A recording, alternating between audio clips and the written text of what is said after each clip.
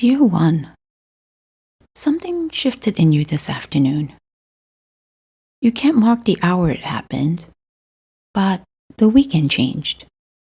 It went from yours to the last few hours before Monday, and something in your chest registered it before your mind caught up. You're not imagining that. That is your body doing something it has done for a long time. Scanning ahead, calculating the cost, quietly preparing for what the week will ask of you.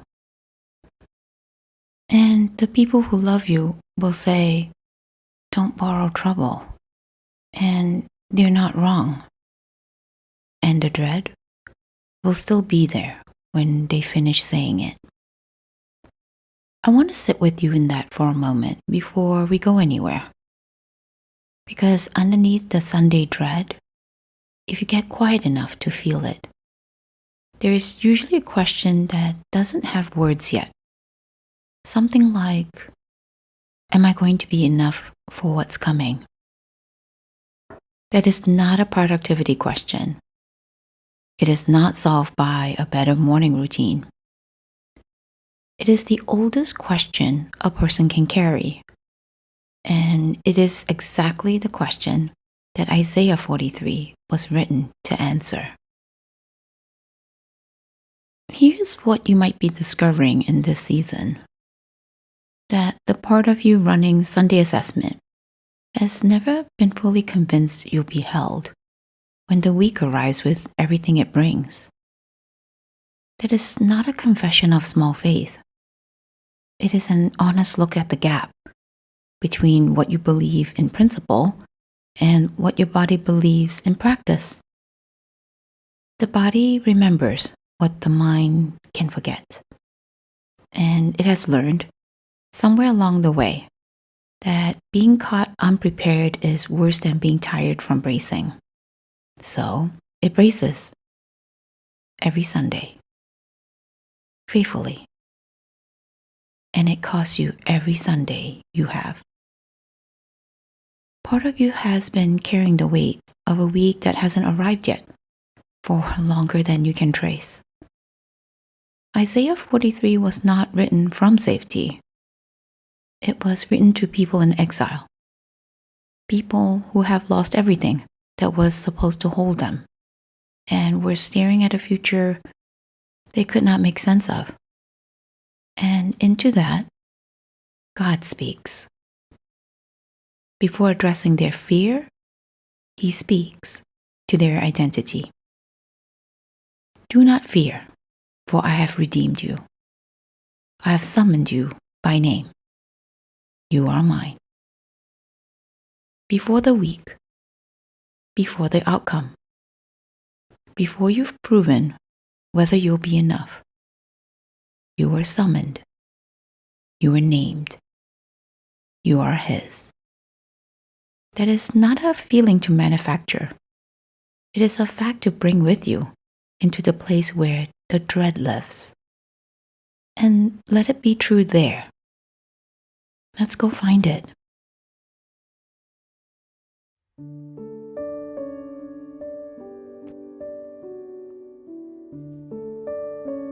Let your shoulder drop. Not all the way, as much as they will. Just notice where they've been sitting and let them come down a little.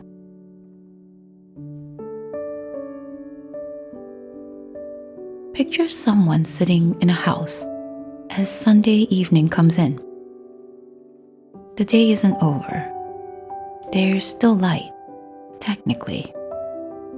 But the quality of it has changed. It's the gray gold that comes just before dark. And the room has gotten heavier without any particular reason.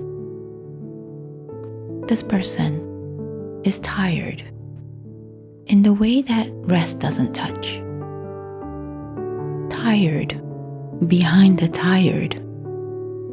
The kind that has been accumulating across a long run of weeks, where they showed up and delivered and ask themselves quietly whether they could keep doing it.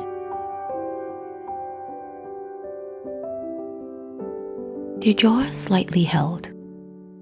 There's a familiar weight just below the sternum. Monday's already in the room. Not invited, not dramatic, just present, the way a worry is present when you stop being busy enough to outrun it. You know this room. Let yourself be in it, honestly, with the weight where it actually is, with Monday already here, with the question underneath everything that you haven't said out loud yet.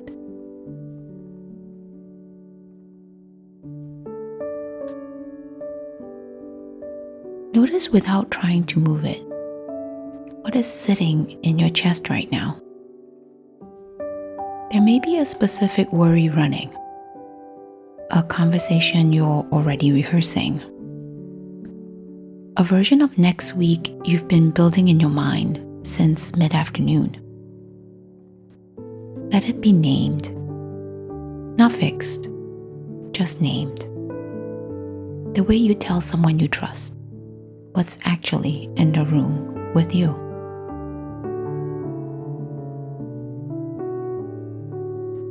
And now, beneath whatever is running, notice if there's something quieter underneath it. A question that's been there longer than this Sunday. Am I going to be enough?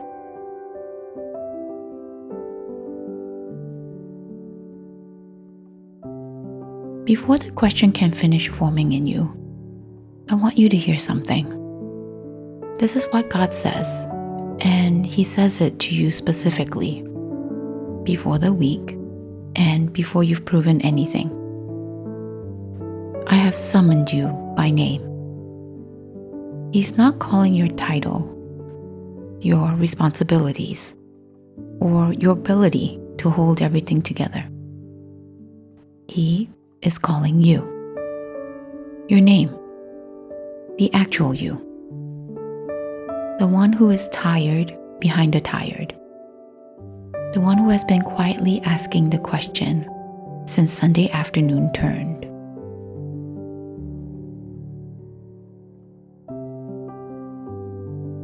And then He says something else.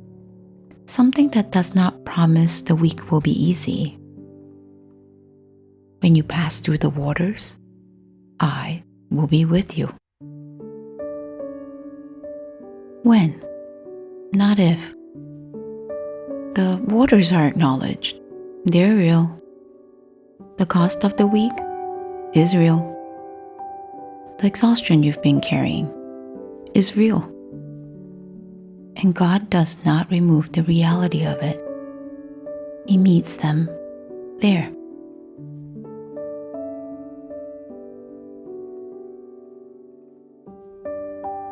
He is in the room with the gray light.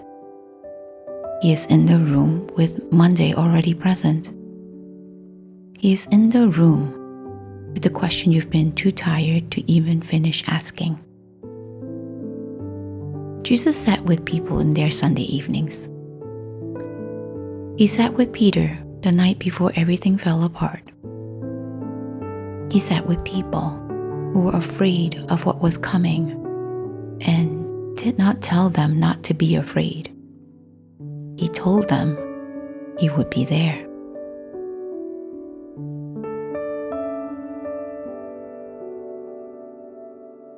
The tension of Isaiah 43 is this.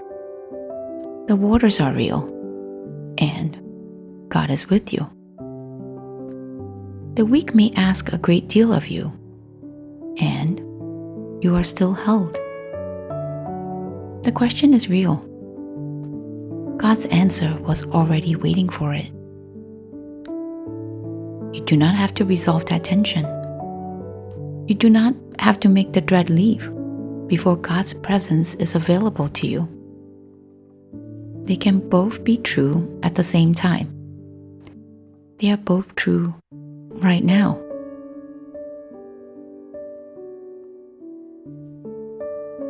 Let these 3 words land somewhere in your chest. You are mine. His claim on you is not waiting on your discovery, your resilience, or your success. It is true in this moment, exactly as you are. Now, in this room, with the question still unanswered, with Monday still coming, you are his.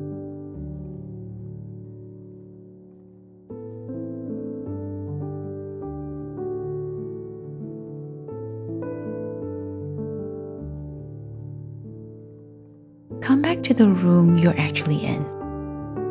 The chair, the floor, the weight of your own hands. He does not leave when the imagery does. Isaiah chapter 43, verses 1 and 2. But now thus says the Lord, He who created you, O Jacob, He who formed you, O Israel. Fear not, for I have redeemed you. I have summoned you by name. You are mine. When you pass through the waters, I will be with you. And through the rivers, they shall not overwhelm you. When you walk through fire, you shall not be burned, and the flame shall not consume you. Sit with that for a moment.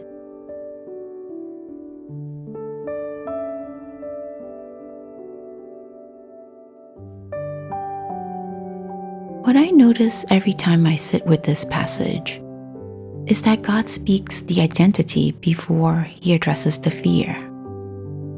He doesn't start with, here's what you should do about the anxiety. He starts with, here's who you are. You are created. You are formed. You are redeemed. You are summoned.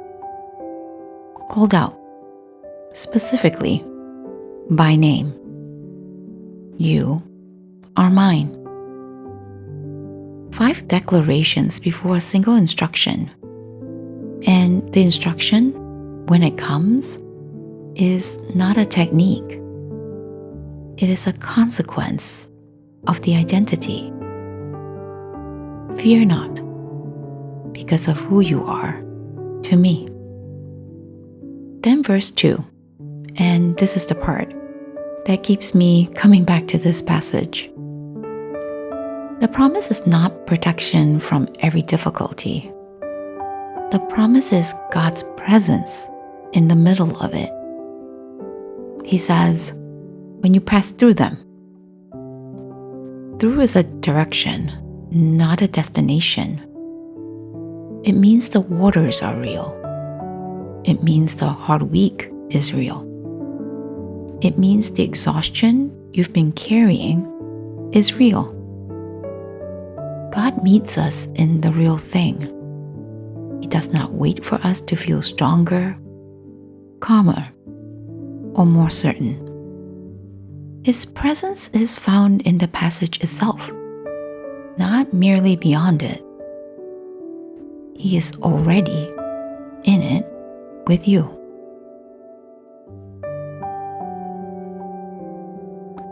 Here's one thing I want you to carry out of this.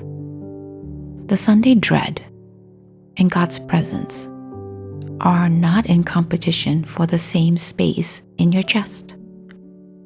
The dread is real. The waters are real. Monday will cost something. And you are named. You are held. You are already His. Not once you've proven it. Not after you've recovered. Now. That is the sacred space you get to live inside. The anxiety will probably come again next Sunday. I want to be honest with you about that. This episode is not a cure. My hope is that something sits differently in you now. The knowledge that the week ahead does not get to define whether you are held. That was settled before the dread arrived, before you started running the assessment, before the question formed. You came in here already bracing, and still, you stayed. You let the words land. If you need to grieve, grieve the Sundays this has already taken, the hours that should have been rest and were something more like vigilance. That is a real loss, and it is allowed to be named as one. For tonight, Monday is coming. Through it, not around it, through it, He will be with you. You don't have to feel that to live inside it. You just have to let it be true. Before the week asked anything of you, God has already called you by name. He calls you by name still, even here.